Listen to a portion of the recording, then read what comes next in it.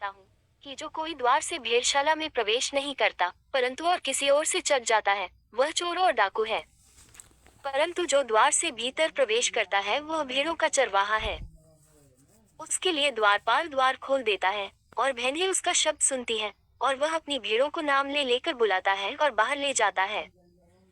और जब वह अपनी सब भेड़ों को बाहर निकाल चुकता है तो उनके आगे आगे चलता है और भेड़ें उसके पीछे पीछे हो लेती हैं, क्योंकि वे उसका शब्द पहचानती हैं। परंतु वे पराई के पीछे नहीं जाएंगी परंतु उससे भागेंगी, क्योंकि वे परायों का शब्द नहीं पहचानती। यीशु ने उनसे ये दृष्टांत कहा, परंतु वे न समझे कि ये क्या बातें हैं जो वह हमसे कहता है। तब यीशु ने उनसे फिर कहा, मैं तुमसे सच सच कहता हूँ कि भेड़ों का द्वार मैं हूँ। जितने मुझसे पहले आए वे सब चोर और डाकू हैं, परंतु भेड़ों ने उनकी न सुनी। द्वार मैं हूँ, यदि कोई मेरे द्वारा भीतर प्रवेश करे तो उद्धार पाएगा और भीतर बाहर आया जाया करेगा और चारा पाएगा। चोर किसी और काम के लिए नहीं परंतु केवल चोरी करने और घात करने और नष्ट करने को आता है। मैं इसलिए आया कि वे जीवन पाएं और बहुतायत से पाएं। अच्छा चरवाहा मैं हूँ, अच्छा चरवाहा भेड़ों के लिए अपना प्राण देता है। मजदूर जो न चरवाहा है और न भेड़ों का मालिक है, भेड़िए को आते हुए देख भेड़ों को छोड़कर भाग जाता है और भेड़िया उन्हें पकड़ता और तितर बितर कर देता है। वह इसलिए भाग जाता है कि वह मजदूर है और उसको भेड़ों की चिंता नहीं। अच्छा चरवाहा मैं हूँ, जिस तरह पिता मुझे जानता है और मैं पिता को जानता हूँ, इसी तरह मैं अपनी भेड़ों को जानता हूँ और मेरी भेड़ें मुझे जानती हैं और मैं भेड़ों के लिए अपना प्राण देता हूँ।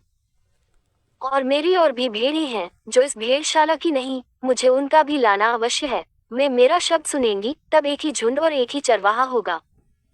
पिता इसलिए मुझसे प्रेम रखता है कि मैं अपना प्राण देता हूँ कि उसे फिर ले लूं।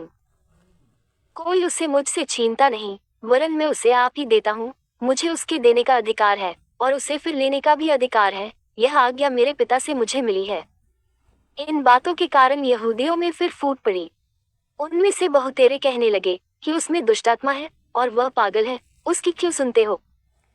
औरों ने कहा, ये बातें ऐसे मनुष्य की नहीं जिसमें दुष्टात्मा हो। क्या दुष्टात्मा अंधों की आंखें खोल सकती है? यरूशलेम में स्थापन पर्व हुआ और जाड़े की ऋतु थी और यीशु मंदिर में सुलेमान के ओसारे में टहल रहा था। तब यहूदियों ने उसे आ घेरा और पूछा, तू हमारे मन को कब तक दुविधा में रखेगा? यदि तू मसीह है तो हमसे साफ कह दे। यीशु ने उन्हें उत्तर दिया कि मैंने तुमसे कह दिया और तुम प्रतीति करते ही नहीं। जो काम मैं अपने पिता के नाम से करता हूँ वे ही मेरे गवाह हैं। परंतु तुम इसलिए प्रतीति नहीं करते कि मेरी भेड़ों में से नहीं हो। मेरी भेड़ें मेरा शब्द सुनती हैं और मैं उन्हें जानता हूँ और वे मेरे पीछे पीछे चलती हैं। और मैं उन्हें अनंत जीवन देता हूँ और वे कभी नाश न होंगी और कोई उन्हें मेरे हाथ से छीन न लेगा। मेरा पिता जिसने उन्हें मुझको दिया है सबसे बड़ा है और कोई उन्हें पिता के हाथ से छीन नहीं सकता। मैं और पिता एक हैं। यहूदियों ने उसे पत्थरवाह करने को फिर पत्थर उठाए।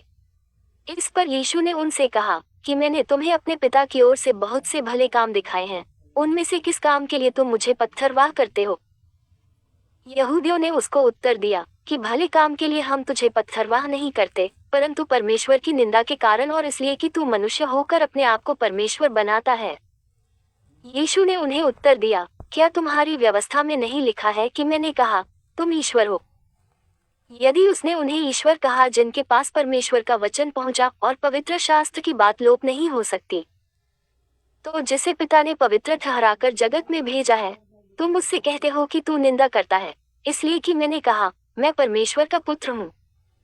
यदि मैं अपने पिता के काम नहीं करता तो मेरी प्रतीति न करो, परंतु यदि मैं करता हूँ तो चाहे मेरी प्रतीति न भी करो, परंतु उन कामों की तो प्रतीति करो, ताकि तुम जानो और समझो कि पिता मुझ में है और मैं पिता में हूँ। तब उन्होंने फिर उसे पकड़ने का प्रयत्न किया, परंतु वह उनके हाथ से निकल गया। फिर वह यरदन के पार उस स्थान पर चला गया जहाँ यूहन्ना पहले बपतिस्मा दिया करता था और वहीं रहा। और बहुतेरे उसके पास आकर कहते थे कि यूहन्ना ने तो कोई चिन्ह नहीं दिखाया, परंतु जो कुछ यूहन्ना ने इसके विषय में कहा था वह सब सच था। और वहाँ बहुतेरे